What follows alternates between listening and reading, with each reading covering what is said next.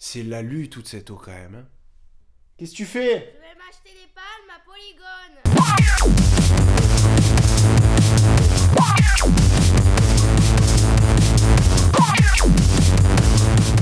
Vous avez vu un peu les inondations à Montpellier?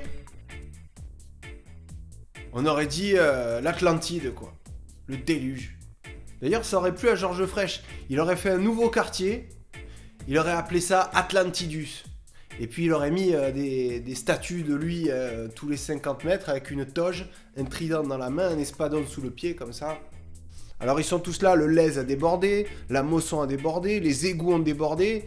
Et bien sûr, avec l'explication scientifique de rigueur, il semblerait que ces inondations soient dues à de très fortes précipitations. Ouais, super. On n'avait pas deviné, quoi, qu'il y avait eu beaucoup de pluie. Ouais, bravo, bravo. Mais l'explication du phénomène dont il ne parle jamais et qu'on pourrait comprendre à l'âge de 2 ans, c'est ça. Prenez un seau d'eau, videz-le dans de la terre où il y a de l'herbe. L'eau s'infiltre. Ensuite, prenez un autre seau d'eau, pas le même parce que celui que vous avez pris pour la première partie de l'expérience est vide. Vous en prenez un autre, vous le remplissez à nouveau. Et là, vous allez le verser sur du béton.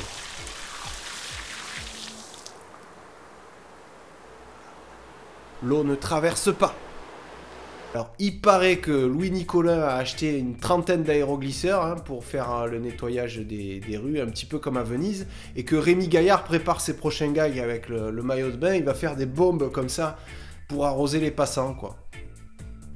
Il paraît, quoi. C'est des rumeurs qui circulent. Montpellier, quoi. Je sais pas si vous connaissez cette ville. C'est une des villes qui s'est le plus urbanisée depuis les années 90. Là-bas, la ville a essayé de rejoindre la mer. Le maire, d'ailleurs, était complètement mégalo. Et il a fait construire. Hein. C'était vraiment une logique démentielle, quoi. Donc là-bas, vous allez avoir énormément de parkings, d'hypermarchés, de zones commerciales, donc plein de béton. Donc forcément, l'eau, elle arrive à Montpellier. Qu'est-ce qu'elle fait? L'eau, elle fait quoi?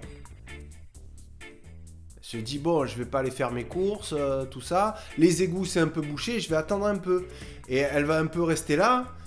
Elle va augmenter, elle va arriver à 1 mètre, 2 mètres, et bon, ça va faire des inondations. Alors maintenant, il n'y a pas que le béton et l'urbanisation qui provoquent des inondations, il y a aussi l'agriculture industrielle. C'est-à-dire que on fait pousser des plantes à moitié malades, à coups d'engrais chimiques, et on tue complètement la vie organique qu'il y a à l'intérieur des sols. Du coup, l'eau ne s'infiltre plus, elle ravine, elle provoque de l'érosion et ça finit dans les roubines, dans les rivières et ça augmente énormément les inondations. Il faut, à la place de toutes ces merdes, il faut construire des forêts comestibles. Vous voyez ? Si vous ne savez pas ce que c'est une forêt comestible, je vous invite à le taper dans YouTube, vous allez trouver des milliers de vidéos là-dessus, c'est assez fantastique. Donc voilà, si vous voulez plus qu'il y ait jamais d'inondation, vous faites des forêts à la place des parkings. Je vais vous laisser sur ce petit proverbe africain. Le meilleur moment pour planter un arbre, c'est il y a 20 ans, et le deuxième meilleur moment, c'est maintenant.